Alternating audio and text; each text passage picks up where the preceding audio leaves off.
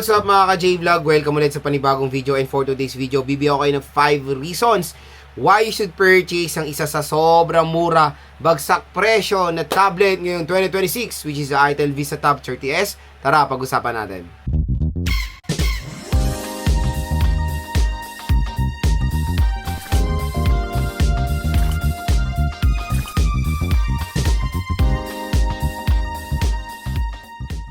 Vlog, naghanap ba kayo ng sobrang mura na tablet ngayon 2026? I got you covered. Ito na ang ITEL VistaTab 30S. So ito ay isa sa pinakamura, pinakasulit, pinakamagandang tablet na pwede nyo ma-purchase around 5,000 pesos. Yes, narinig nyo yan, 5,000 piso lang itong tablet na to, at meron na po itong mga reasonable specifications na pwedeng ma-offer para sa inyo. So ano nga muna ba ang kanyang SRP? So usually ang price nitong VistaTab 30S is nasa 7,000 pesos to. Sabihin na natin, ayan yung kanyang price sa SRP. Pero ito mga J-Vlog sa online, this is the 4GB 128GB of internal storage. 5,000 piso na lang, di ba? 5,000 pesos, 5,500 to 5,000, at meron pa tayong special mega duper mega voucher dito sa ating View Products. Pag clinic nyo itong product link natin dito, may mag-generate pong special voucher up to 1,000 pesos off. At ano pang hinihintay nyo mga ka-J-Vlog, i-grab nyo na yung chance na yan makuha ng sobrang mura lang. ITEL VistaTab 30S. Napakamura lang yan dito sa ating View Products or sa ating product link. So, kumbaga, marami pa rin nagiging skeptical bumili online. Yes, naintindihan ko kayo, pero syempre, it's 2026 na. Kailangan na natin mag-adapt ngayon na sa online na talaga ang karamihan na bumibili ang consumers. At marami namang mga precautions na kailangan nating gawin para maiwasan natin yung mga scam, di ba? Unang-una, yung pinagbibilan nyo. Always look kung saan nyo siya binibili. Always look yung tindahan, kung nasa mall ba siya or what. And dito nga sa ating product link, no worries, official store po ni ITEL yung nandiyan.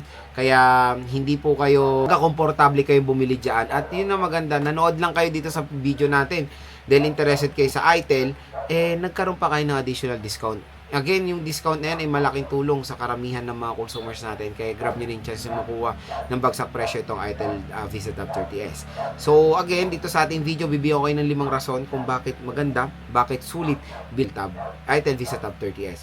So first reason natin why you should buy this device is of course yung kanyang screen size. Ito ang isa sa pinakamurang tablet na mag-o-offer ng 11 inches na screen. So meron tong 11 inches na screen mga ka-J-Vlog, hindi lang yun. Ito rin ang isa sa pinakamataas na resolution na tablet sa 5,000 sec. 2K resolution. 'Di ba? Grabe, yung mga smartphones nga natin hanggang 1080p or iba nga dito 720p. Ito, ang laki nung display. Tapos 2K resolution pa ang ibibigay niya. So sobrang sulit ng display quality ng ITEL VistaTab 30S. Kasi syempre, ang unang specs na kailangan talaga nilang i-effort sa tablet is of course yung screen. Yan yung isang reason kung bakit bumibili yung consumers natin ng tablet, kasi gusto nila ng mas malaki yung screen compare sa mga smartphones nila. So again, usually sa mga 5,000 segment, nakikita natin is 8 inches, 9 inches. Eto mga ka-J-Vlog, 11 inches. Kaya sobrang sulit. 90Hz screen refresh rate siya, which is very acceptable for a tablet device. So again, kumbaga pag manonood kayo dito or maglalaro, may enjoy nyo yung viewing experience sa mataas na resolution na mapoprovide ng ITEL VistaTab 30S. Second reason, processor. So very snappy rin naman yung processor niya for its price ha. Again, pag tumitingin kayo ng processor, always look kung magkano nyo lang nakuha. Always look kung magkano yung presyo niya. Again, may natatawa sa G88. Hindi ko alam kung bakit. Hindi po mabagal na processor yan, especially for this kind of price tag. May nakita nga ako dyan, G88 pass. Wow, diba? So, bakit pass? Kung nakuha mo lang ng 5,000 piso, why not coconut, diba? Kasi, mura lang iba, mag-offer pangit na processor, tapos medyo expensive or ganitong price tag, hindi sulit, diba? Again, pag bumibili tayo ng isang device, wag lang yung spec sheet ang titignan mo, yung real-time performance din ng processor. Kasi yung iba naman na consumers natin, hindi naman po gamers. Kung gamers kayo, syempre mababa sa inyong G88 given. Ulitin ko, magkano nyo ba nakuha? Di ba? Kung nakuha nyo yung G88 ng 10K, 12K, 20K, eh talagang kakamot ang ulo nyo dyan. Eh kung nakuha nyo lang ng 5,000 piso, okay na po ang G88 mga ka-J-Vlog. Pwede siya for gaming, makaka-handle naman siya ng mga modern games. Genshin kaya niya, pero I suggest pinaka-optimized or pinaka-the best na settings na go for the lowest settings lang sa Genshin Impact. Pero ML, COD, Honor of Kings, or sabihin natin mga MOBA games, playable naman dito sa ITEL VISA Tab 30S. Napakaganda maglaro. Ang laki ng display, ang laki ng space. So pag naglalaro kayo, kumbaga pag naglalaro kayo ng ML, kitang-kita talaga yung mapa na nilalaro nyo dito sa tablet na to. So again, the processor itself, maganda yan or snappy naman dito sa ITEL VISA Tab 30S. Hindi siya mabagal. So perfect na perfect siya sa mga casual users din natin. Example, sa mga online sellers, ito patok na patok sa mga online sellers natin, or kaya sa mga may business lang, kunyari gusto nila magkaroon ng POS or pang inventory, okay na okay ito mga ka-J-Vlog dahil ang laki ng display tapos ang mura pa. Next reason, yung battery. So the battery itself for a price tag na 5,000 is 7,000 mAh siya, which is okay naman. Iba, kaano lang naman yan ng Poco M7, 7,000 din. Yes, ano nyo naman yan, spec sheet, yes.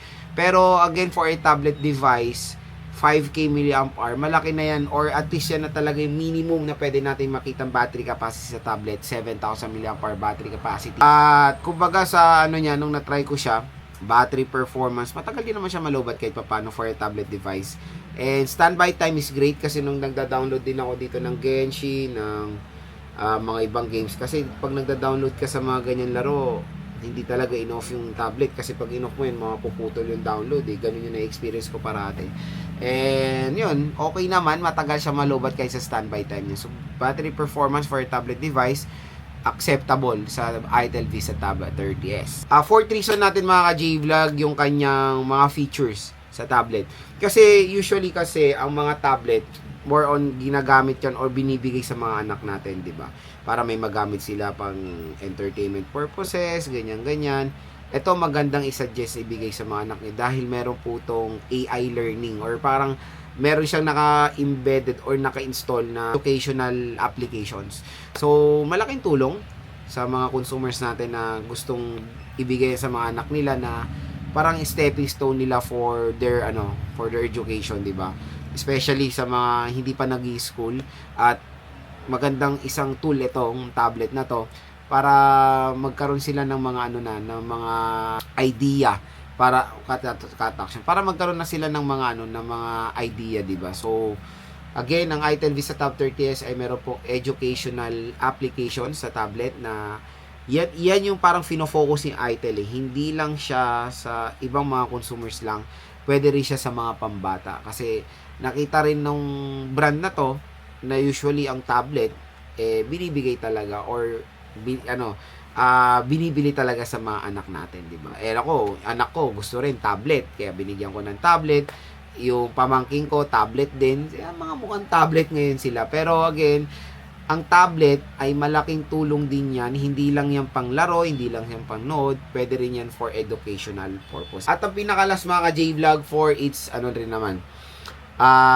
affordability. Yan talagang isang factor or reason kung bakit nyo bibilin itong ITEL VISA Tab 30S. Dahil ito ay isa sa pinakamurang tablet na pwede nyo mabili ngayong 2026. So, biruin mo, 5,000 piso. Malaki ang display, 11 inches, 2K resolution, AI learning applications, battery performance is great. When it comes sa processor, snappy din naman. At kumbaga, kung i-compare mo siya sa mga ibang tablet, the Infinix XPad 20, syempre yan, kayang-kaya makipagsabayan na ng ITEL VISA Tab 30S. Pero kung i-compare mo siya sa mga ibang brand, especially for its price na 5,000 pesos, like the Samsung Galaxy A9. Maliit lang A9 A9 Wi-Fi, I think 64GB lang yan. Malaki rin ang magiging advantage ng ITEL VISA Tab 30S sa mga ibang tablets out there dyan. Kaya again, kung gusto nyo makuha rin to ng sobrang mura, wag na kayo magdalawang isip. Dito yan sa ating View Products. Mura nyo lang makukuha itong ITEL VISA Tab 30S.